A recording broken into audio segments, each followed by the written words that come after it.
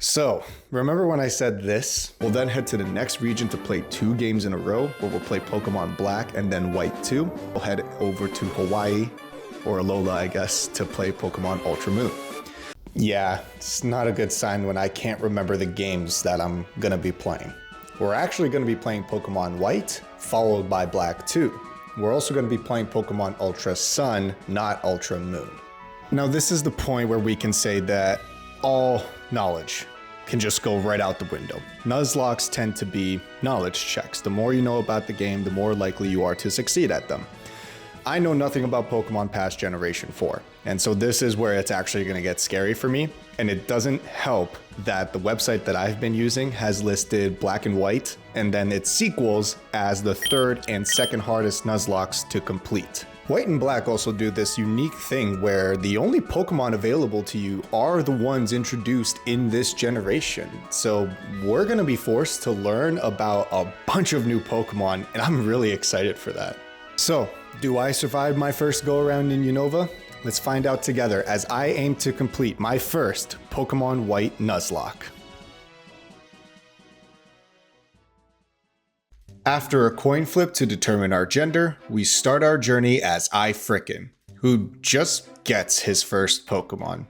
I mean, that's kind of what happens. No lead up or anything, just Professor Tree version 5 showing up, walking out of my house, and then we are there with our childhood friends, Charon and Bianca. Since it's my house, I get first choice, and we choose Tepig as our starter. I frickin' chose Tepig! When in doubt, pick the fire starter since they are rare to come across. We battle our 2 best friends in my room, destroying it in the process and leaving my mom to deal with it. Sorry. We go thank the professor, nickname our Tepig Porky, get asked to help the professor complete the Pokedex, and witness our 10-year-old friend have a bit of an identity crisis. That must be fun to experience at such a young age. We begin our quest catching Scout the Patrat on Route 1, and in the very first town witness Team Plasma making a speech about how they wish to liberate Pokemon. Following the public speech, we are approached by N, who claims he can communicate with Pokemon and understand them. We get challenged to a battle, and we kick his ass.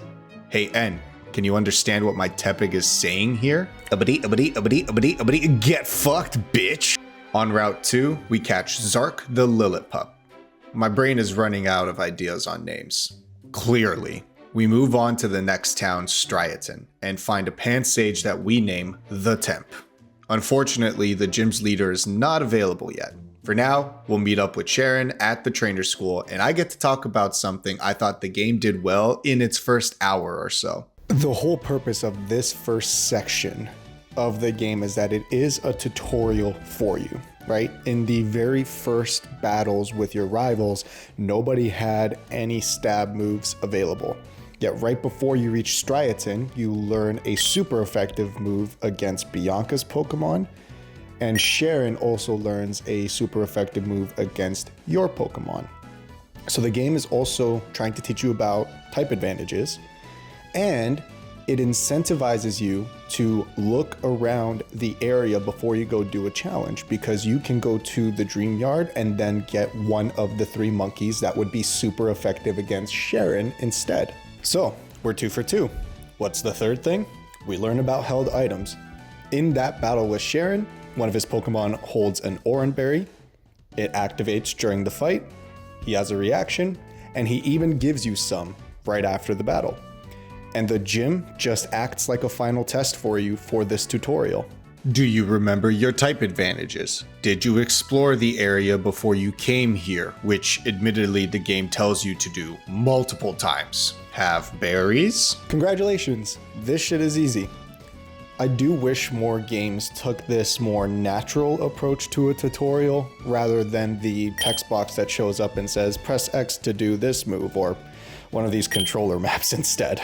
If you're interested in learning more about this sort of thing, I highly recommend checking out the Sequelitis Mega Man video that Aaron Hansen made. It is just one of my favorite videos of all time, and the points that he makes there, and that I'm echoing here, kind of ruin tutorials for me because all of that just makes way too much goddamn sense. With the trio badge earned, we exit and meet with Professor Tree's friend, Fennel. She asks us to grab Dream Mist from Amuna that can be found in the Dream Yard. We find one, but we encounter Team Plasma again and engage in battle, defeating them and completing our side quest. On Route 3, we battle Charon, accidentally kill a P-Dove, find out that Team Plasma stole a girl's purloin. Honestly, they might be doing you a favor. And then head to the Wellspring Cave to save it, catching Dwayne the Roggenrola while we are there. We return the purloin and head south to Necrene City. Before entering the gym, we take a quick stroll to the Pinwheel Forest to pick up a fucking P-Dove. This is why it's important you don't kill previous catches, because I'm now stuck with this fucker. Alright. Flybot. With that, we head to the gym/museum/library, but are stopped by N, who challenges us to a battle, but is once again overpowered. Porky evolves into a Pig Knight and Zark evolves into a Herdier. More importantly, however, Porky learns a fighting type move, Rock Smash. I mean, Arm Thrust is there too, but let's face it, Rock Smash is better. We can fix it later if we need to. Besides, Lenora proves to be a bit of a pushover, and we earn the basic badge. Turns out that Team Plasma is continuing to stir shit up and steals a dragon head fossil from the gym/museum/library. We track down the grunt and take the skull back, arriving at the next gym in Castelia Town. Guess who interrupts my attempt at the gym? If you guessed Team Plasma, you'd be correct. These guys are really starting to annoy me. They've stolen Bianca's Muna, but we defeat them in combat and take it back. After that distraction, we challenge Berg's gym, where we lose Flybot. I know this guy sucks ass, but dude, you had the type advantage here. Berg was not much of a challenge since we still had Dwayne and Porky to deal with the rest of the gym, and we earned the insect badge. Bianca, who's about as challenging as opening a bag of chips, wants to fight again. I guess they needed to make one of the three rival characters super easy to deal with, but this one animation of her pulling her hat over her head did make me feel a little bad about these ass kickings we've been giving her. On Route 4, we encounter Vector the Sandile, the Pokemon from this generation I've been looking forward to using the most. Following that, we're put into another rival battle with Charon. This three rivals thing is wearing out its welcome very fast. With his defeat, we make our way to the Relic Castle for a guaranteed Yamask, who we name Yami. With all captures exhausted, we head to Nimbasa City, fight Team Plasma once again, receive a bike from this old man, acquire strength, and run into N again, who invites us on a Ferris wheel ride. This is getting odd. We battle again, and this is when we take our first true loss of the run, with Dwayne being our sacrifice. This is especially annoying since it was one of my counters for Elisa's Emolga.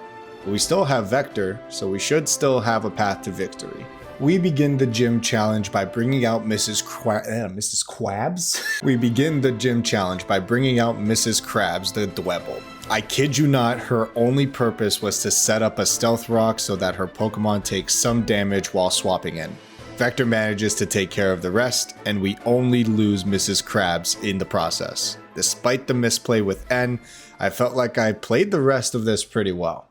You know the pattern by now. Completed gym, battle arrival. We take out Sharon once again. We also managed to catch Donald the Ducklet on our way to the next location, Driftvale. Sharon and I meet up with Clay, who blames us for Team Plasma's escape and offers us this deal. Catch Team Plasma and he will let us challenge his gym. Don't know why we accepted this, seeing as how we had nothing to do with your poor security measures, but fine. We managed to find the criminals huddled in a cold storage facility, return them to Clay, only for him to release them immediately when pushed. I've just lost so much respect for you, dude. Well, with this dumb stuff out of the way, we now get to challenge Clay, the ground type leader, who we surprisingly solo with the Temp. This is when his internship expires, unfortunately, so prepare to never see him again. We receive the Quake badge, open another bag of chips, and head to Chargestone Cave to catch Go Power Ranger the Pharaoh Seed. Yes, I named him that just for this joke. Go Power Ranger! We also get kidnapped by a bunch of ninjas. What the fuck? They bring us over to N, who has something to say, but I wasn't even really paying attention.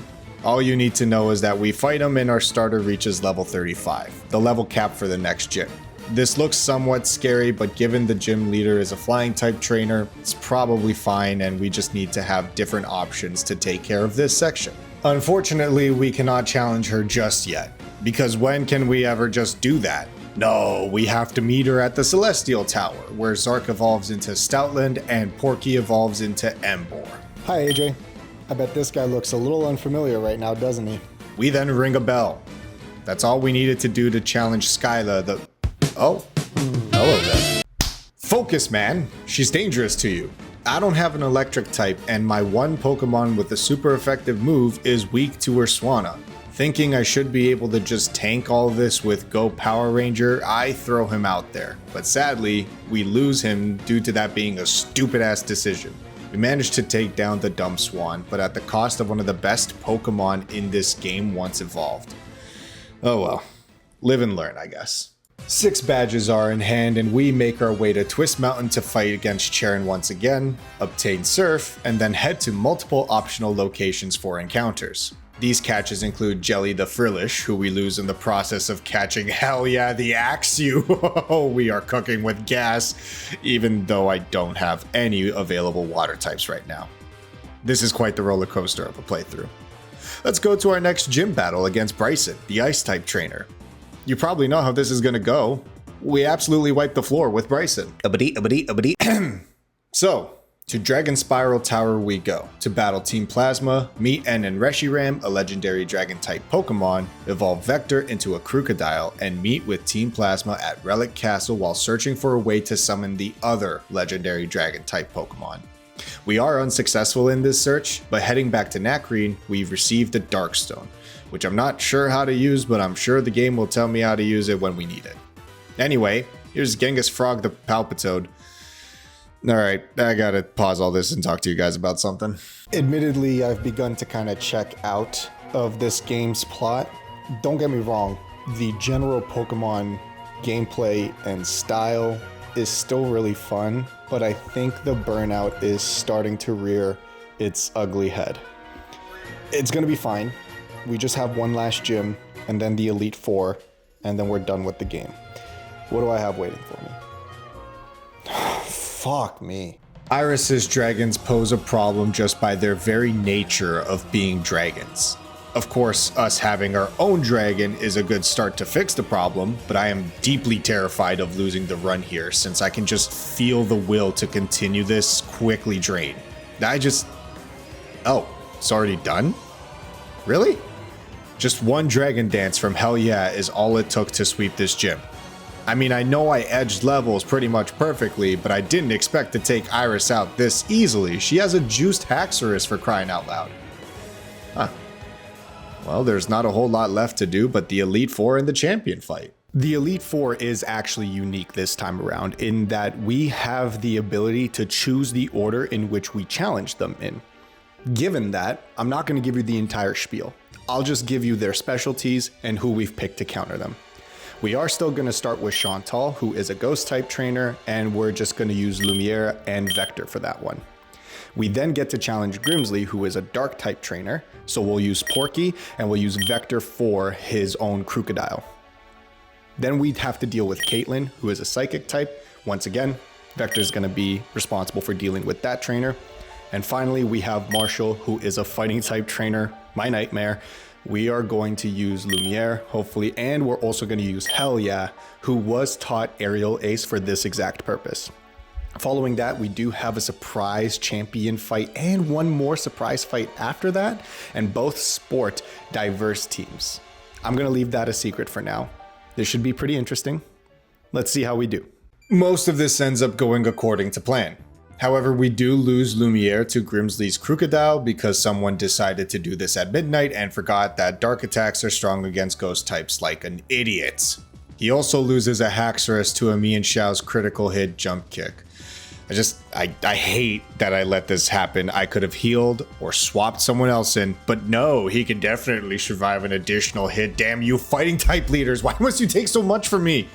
Well, after witnessing N beat the Unovan champion, we see him somehow raise a castle from the ground.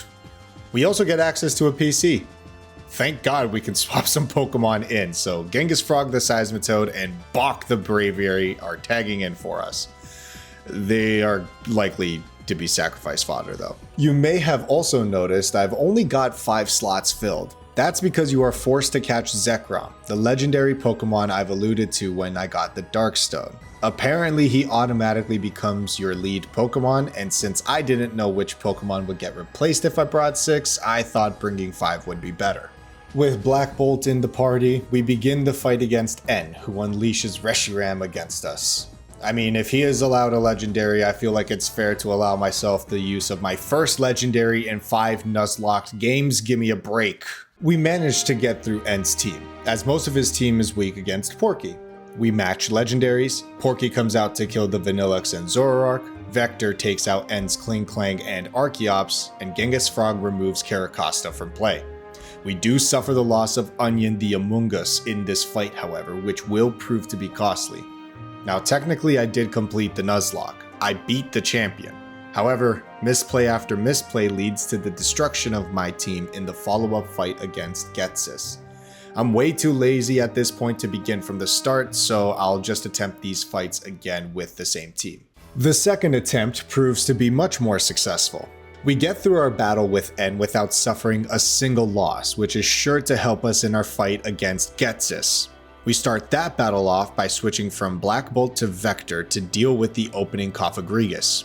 This baits the problem we need to deal with, Hydreigon, a speedy dark dragon type Pokemon with plenty of coverage moves available to it. To stall, we send out Genghis Frog, allowing us to heal up Black Bolt, and he is the first to go in the second attempt. He was just a fill-in, but by golly he did everything he could to help push this team all the way to the end. With Black Bolt out, we deal less than expected damage. Come on. And he goes down swinging as well. No eulogy for him, he just got here and I had to make space for him. This does lead us into a tempo switch to Porky, who tanks a Surf and manages to take down the Hydreigon. Bouffalant is next, who comes at us with a Wild Charge while we swap to a Flying type. Things just seem to be going my way today. We switch out again to Vector, and in a moment of desperation, we use Dragon Tail to force out a different Pokemon, his own Seismitoad. We bring in Onion, who manages to one-shot him with a Giga Drain before he is also sacrificed to give us time to heal the rest of the team. He does manage to put the enemy Electros to sleep before he dies. Onion really coming through in the clutch here. Despite this advantage, I do everything in my power to throw since I did not realize that he has Levitate and I still attempted 2 Earthquakes. We managed to take it out, but this sequence was me just begging to lose. We Dragon Tail the Bisharp again to bring out Bouffalant, but I knew a sacrifice was going to be needed if I wanted to win, and we let Vector take the fall. I wish I could have brought her and Porky to the finish line together, but if I wanted the win, I needed to let her go. She does an admirable job getting Bouffalant into the red before being cut down. She may as well have been a second starter. She was the second longest tenured member of the team, and her sacrifice will not be in vain. With Porky being able to swap in without the need to take a hit and having 2 Pokemon with type disadvantages against it, all I had to do was click the A button and confirm victory for my team. Oh my god, I fucking won. Fuck this, man. So, did I have a good time with Pokemon White? I mean, despite the way some of the things unfolded, I would say absolutely, yes. But I feel like the game took a step back in terms of the challenge. A lot of what happened, I don't feel like was actually the game and how challenging it was. I think it was really just more burnout and fatigue on my part. I mean, since February, all I've done is play Pokemon and Marvel Rivals. Here are the rankings as of now. We've got Platinum at the top, followed by White, then Emerald, then Soul Silver, then Fire Red. I feel like this is the first time that the series has regressed in some capacity. We're at the halfway point, and I felt like the challenge was not there in this game until the very end, and that difficulty spike felt insane, to say the least. A lot of it could also just be my own burnout, my own fatigue. So this would be the first game I would like to try to play again after I've spent some time away from the entire series. I also feel as though there's not a whole lot for me to talk about at this point. As you may have noticed, I'm trying to tell a story, but I'm also trying to mix in some educational pieces in case you want to try your own Nuzlocke or come from my perspective of someone who's never played these games before and wants to add a little bit of a challenge. Problem is, I've talked about most of these things already, and so there's not as much to go over, and it's really going to be focused more on the story at this point. So where does this series go from here? I mean, we'll still play through the rest of the games. It's just going to be a lot more focused on the story and me applying those tricks that we've talked about in previous videos. But there's so much more I want to do on this channel. I want more variety. I don't want to just limit myself to Pokemon Nuzlocke. So some things I envision are playing the entire Dark Souls series because I've only ever beaten Dark Souls 3. I do also want to do Ultimate Alliance and the X-Men Legends games at some point. So those will probably be series that get created at some point. Expect a different video before we continue with the Pokemon Nuzlockes. As always, thank you so much for watching. Be sure to like, comment, and subscribe as all those things really do help out. And please take care of yourselves. We'll see you in whatever the next video ends up being.